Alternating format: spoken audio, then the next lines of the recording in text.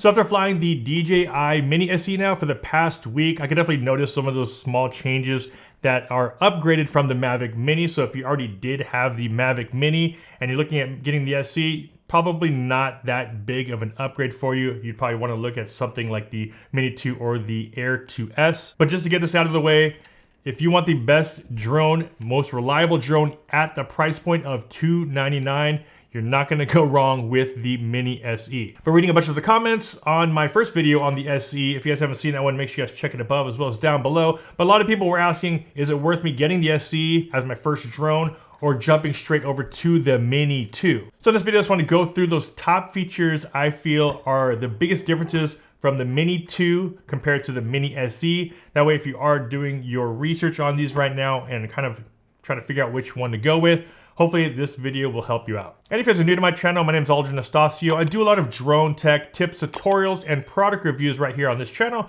So if that's something that interests you, please consider subscribing and also hitting that bell to be notified when I post new videos. And before we jump into those top features of the Mini 2, just want to give a shout out to Adorama. They actually sent me this DJI Mini SE to review. So if you guys are interested in picking up one of these drones, make sure you guys use those links down below in the video description. Now I was flying the Mini 1 when it first came out, so it was already a couple years ago, and the Mini SE definitely is a small upgrade to the Mini 1, mainly because it's using a lot of the body features of the Mini 2. And one of the biggest things after flying it this past week that I noticed that's very similar to what happened when the Mini 2 came out is that they're using the upgraded motors of the Mini 2 motors as well as the propellers. So one thing I did know from the Mini 1, you would always get those wind warnings. With the Mini SE as well as the Mini 2, you're able to fly in a little bit higher winds, so you don't always get those little pop-ups on your screen. So definitely a nice feature and upgrade on the Mini SE compared to the Mini 1. So for me, the biggest advantage of the Mini 2 is going to be OcuSync technology, or that transmission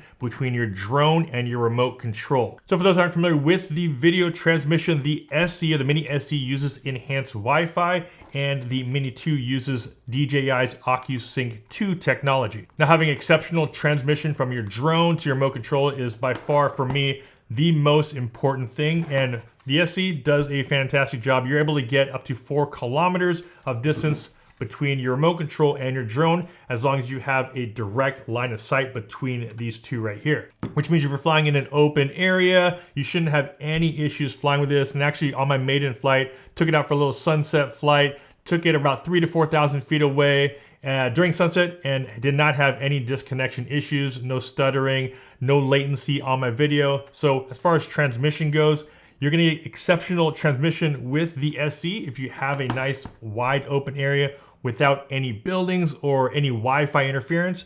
But if you are looking at getting a higher quality and more reliable transmission system from your drone to your remote, you're gonna wanna move up to the OcuSync 2 technology, which is in the Mini 2. So before you do purchase your first drone, just try to picture where you're gonna be flying it the most. If you're in a nice open field, not much around you, SE by far easiest way to go. If you feel like you might be using it at a place where it's, there's buildings around, lots of hills, maybe a lot of dense tree lines, forests, or anything like that, transmission is by far the #1 thing you want to look at, especially when you're flying your drone. You do not want to have a weak signal or a disconnect while you're up in the air. Another feature of the Mini 2 over the SE is that the Mini 2 does shoot in 4K and up to 30 frames a second. Now the Mini SE does shoot at 2.7 at 30 frames a second, which is more than enough for a lot of content creators or any videographers that are shooting, because a lot of times you're either upscaling it to 4K and you're not gonna see too much of a difference if you're shooting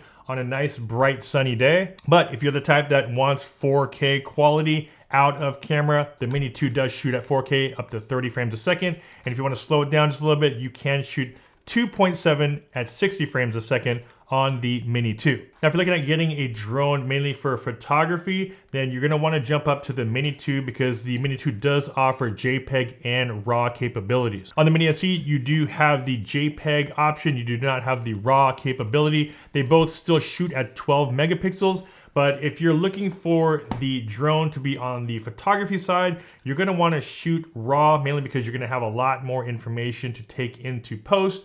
So if you wanna do a lot more post processing, editing, you're gonna wanna have a RAW format, which you're able to do here with the Mini 2. And thinking on the photo side, another advantage of the Mini 2 is that you do have some automated photo features with the Mini 2 and the DJI Fly app. You're able to do some automated panoramics, so if you wanted to do some wide panoramic shots or some vertical ones, the Mini 2 is capable of doing that through the DJI Fly app. Unfortunately, the Mini SE does not have those photo features on this drone. Another advantage of the Mini 2 is this right here, the remote control. Now, if you get the Mini SE, it does have this remote control, which is very similar to the original MAVIC Mini 1. Now, this is the one where you put your phone down below here, and you also have your antennas that stick up just like this.